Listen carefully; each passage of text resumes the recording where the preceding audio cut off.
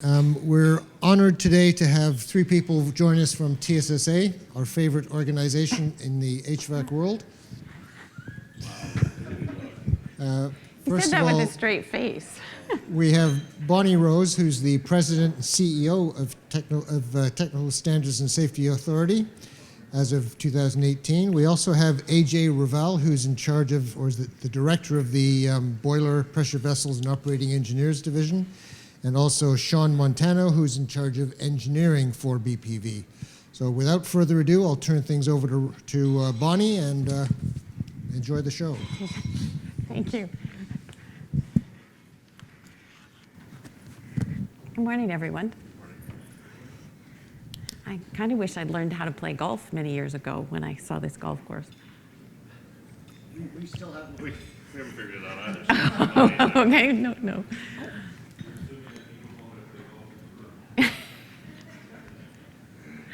So I'm going to talk today a little bit about our transformation to become an outcome-based regulator. You will be noticing and feeling the changes.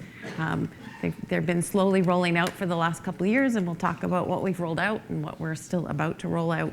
We're going to talk about our new business model and fee structure, and then I'll talk about code adoptions. And then I'm going to hand it over to Ajay, who's going to talk about some of the specifics that impacts the boiler pressure vessel sector. So let me just start with who is TSSA. You all know us and love us, I'm sure.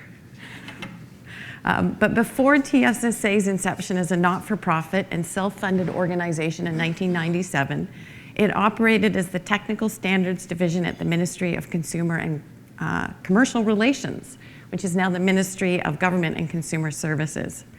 Once established, TSSA led the creation of the Technical Standards and Safety Act and its 17 associated regulations, which it enforces in 3 different sectors.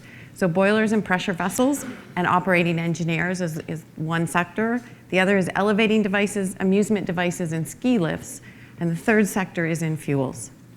Our safety activities include a pretty broad range. So we do public education and consumer information, examination, certification, licensing and registration, engineering design review, data analytics and risk evaluations, standards development, inspections and investigations, compliance support, enforcement, and prosecution. So quite a broad kind of range of activities that we do. We also provide a small number of non-regulatory services through contracts to organizations who just want to hire us for our technical expertise. Most of those are in the nuclear industry, so we do a fair chunk of work there in what is called non-reg work. In the early years of TSSA's existence, our approach to maintaining safety in the province was very compliance-centric, ensuring that all regulated parties were in compliance with each safety law that governs their sector. There was no prioritization of our focus or resources based on the level of risk posed by an activity, a device, or other significant risk factor. Today, TSSA is in the midst of a complete organizational transformation that began in 2018 and continues to see us boldly embracing a new, modernized approach to achieving our safety mandate. We are just completing year 5 of a 6-year transformation strategy, with the final year just starting on May 1st. We are taking a more targeted approach to regulatory oversight to more effectively reduce the risk of harms to people of Ontario. So where once we were incident-driven and reactive, we will now focus first on preventing actions and incidents that pose the greatest risk to the public. We were once enforcement-focused and often adversarial, and we will now assist regulated parties in achieving compliance with safety laws through education, problem-solving, partnerships, and advanced customer service tools. So I think the old us, we issued a lot of different orders, and we gave you no help in identifying which orders were the highest risk, which were the ones that you really had to get to first, and which are the ones that you could get to through your normal maintenance activities. We're tackling that through compliance standards and a number of different ways to make sure that we are all aligned with what you need to do to be compliant and how it impacts your risk level as an organization. So how does this translate in terms of what you see with us? In the past, TSSA relied primarily on inspection as our key tool. So most of your interaction with us was through an inspector. What we're looking at doing now is building a full toolkit to both oversee and promote safety in the province within the resources that we have available.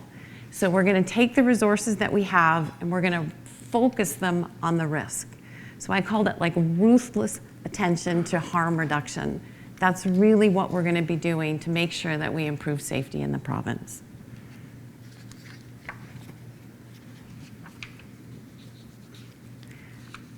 I think I've already done much of this in terms of in plain English. What is an outcome-based regulator? It basically means we're taking a risk-informed approach to oversight. Our focus is on safety outcomes, and our goal is to use our expertise and strong partnerships to achieve positive safety outcomes for the people of Ontario. We use data to understand risk, shape the safety oversight framework, and develop programs to better target risk and harm reduction to enable compliance. And we're going to use whatever tool is the most effective and efficient and will result in that harm reduction. So if an education campaign is as effective as an inspection, and it costs us less to do an education campaign, we're going to do an education campaign. So again, it's the full risk of tools that are now available to us.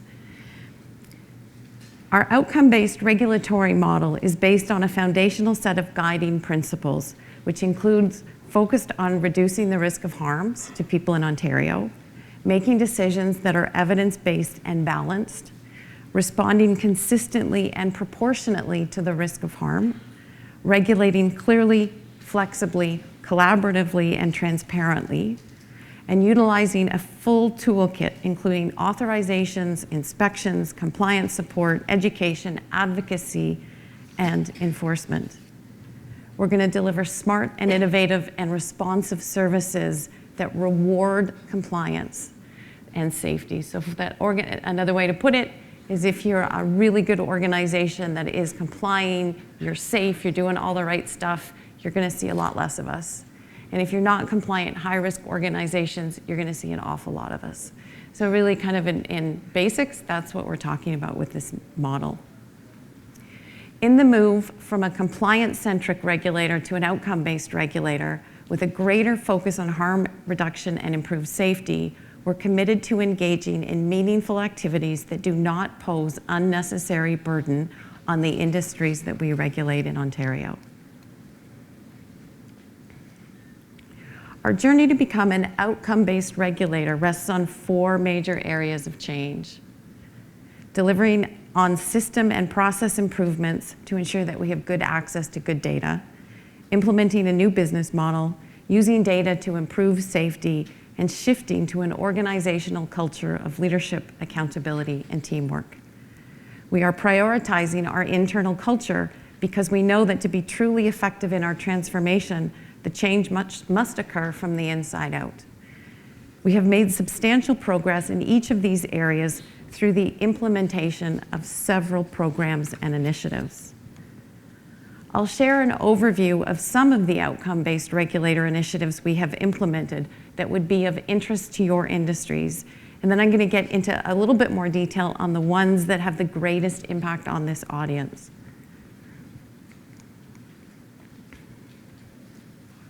In July of 2018, TSSA introduced the Boiler and Pressure Vessel Certificate of Inspection, which allows us to collect data on insured boiler and pressure vessel inspection results to facilitate a better understanding of equipment installed at BPV sites.